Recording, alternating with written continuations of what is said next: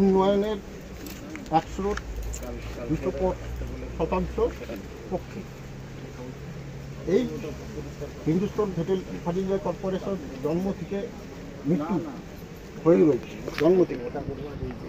সে জায়গায় যদি নতুন করে আপনারা কিছু করেন, সেটা তো আমি একজন হলদিয়াবাসী হিসাবে আমি গর্বিত বোধ করব।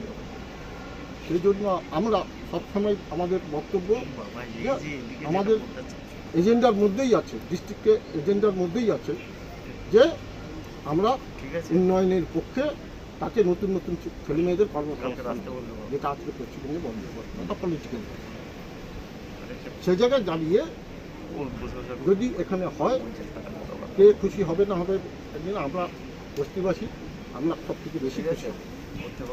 কিন্তু এখানে একটা আমাদের ছোট্ট বক্তব্য যেটা আছে যে কোর্ট আমরা আমাদের জমিদার বলে আমরা মনে করি, শুনতে ভালো লাগে, আগে জমিদারই বলা হয়। সাহেব একটা কথা বলছি,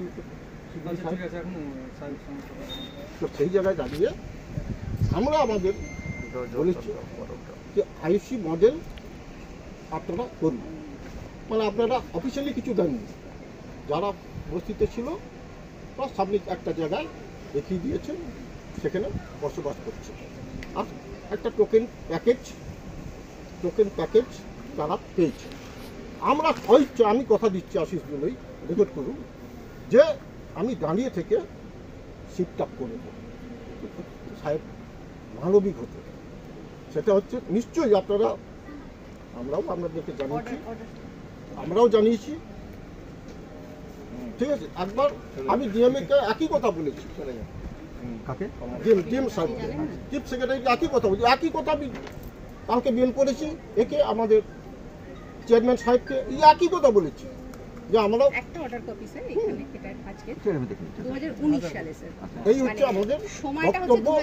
আপনি আমার ফোন নাম্বার দেওয়া আছে, আপনি একটা ফোন মারবেন, ঠিক আছে আশিসবাবু, কি আমরা ওইখানটা এই কাজটা করতে যাচ্ছি, ঠিক আছে, আপনারা ওইখানটা একটু বলে যান, ঠিক আছে। আর তোকে একটা আমার এক কথাতে কথা দিচ্ছি, তাদের হাতে, কোকিলের হাতে, যার হাতে আপনি খবর পাঠিয়ে দেবেন। না, এখানে একটা জিনিস সেটা হচ্ছে আমরা কিন্তু উন্নয়নের পক্ষে আমরা সব বুঝলাম, কিন্তু যেটা আমরা কোর্টের অর্ডারটাকে এক্সিকিউট করার জন্য কোর্টের অর্ডার এক্সিকিউট করতে, একটা যদি বলো আমাদেরকে ওই কোর্টের অর্ডারটা দিতেন, আমাদের কাছে কোনো কোর্টের অর্ডার নেই। না, এদের এখানে প্রেমিসে টাঙিয়ে দেওয়া হয় না, মানে না দেওয়া হয়নি। একটা কপি আমাকে দিন যে এটা কোর্টের অর্ডার, কপি সার্ভ করা হয়েছে আর কি। আমি বলছি, কথা দিচ্ছি, কাকে হয়েছে সব আপনাদের কথা যাই, এই তো আমি আপনাদের কথা দিচ্ছি, আমরা কোনো রকম কোনো মানে ডিস্টার্ব করবো ঠিকই, মানে একদম একদম আমি জানি আশির জন্যই কথা দিচ্ছি। কোর্টকে সম্মান করে আপনারা যেমন, আপনাদের আসতে হবে না, আপনাদের আসতে হবে না কাউকে, আমরা নিজেরাই শিফট করে নেব। মাইকিং তো করা হয়েছে, মাইকিং করা হয়েছে, মাইকিং তো ততবার আমরা তো চিঠি দিয়ে জানি যে যতবার মিটিং করে মাইকিং হয়েছে, আবার জানিয়েছি।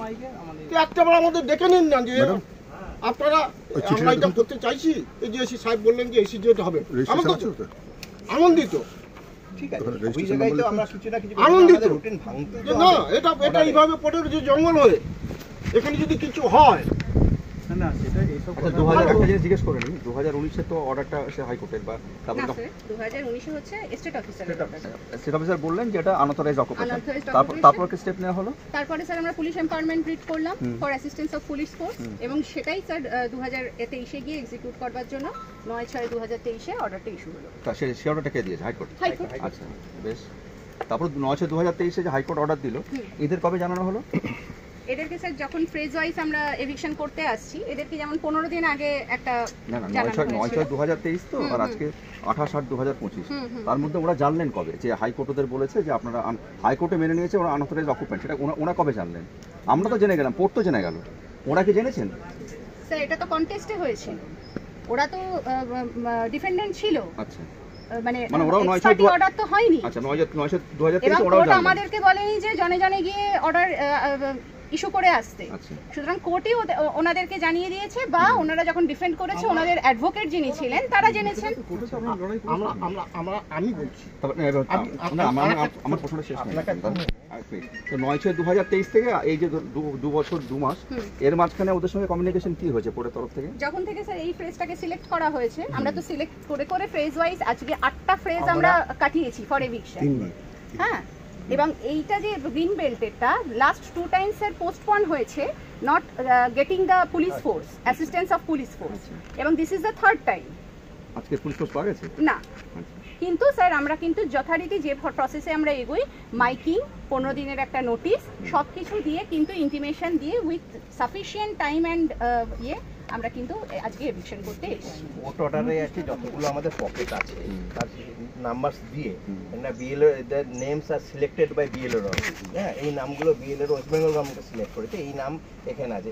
এইটা কোর্টে ম্যাজিস্ট্রেট ডিএম প্রডিউস করেছিল, তার এগেনস্টে হাইকোর্ট রায় দিয়েছে যে এইগুলোকে তোমরা তুলতে পারো, এবং তোমার যখন প্রয়োজন হবে ইউ টেক ক্যান টেক। এটা স্টেট অফিসার কে ছিল? এটাতে এই ফ্রেজটার ক্ষেত্রে বোধহয় অরূপ রায় ছিল, বা এটা ম্যাডাম ছিল। হ্যাঁ, তনিমা। এই ভিডিওটিকে লাইক করুন, আপনার গুরুত্বপূর্ণ মতামত কমেন্টের মাধ্যমে আমাদের জানান, এবং আমাদের চ্যানেলের ভিডিও সবার আগে দেখার জন্য ইউটিউবে গণশক্তিকে সাবস্ক্রাইব করুন, ফেসবুকে ফলো করুন এবং শেয়ার করুন আপনার পরিচিতদের মধ্যে। আমাদের চ্যানেলে আপলোড হওয়া ভিডিও নোটিফিকেশন পেতে বেল আইকনটি ক্লিক করতে ভুলবেন না।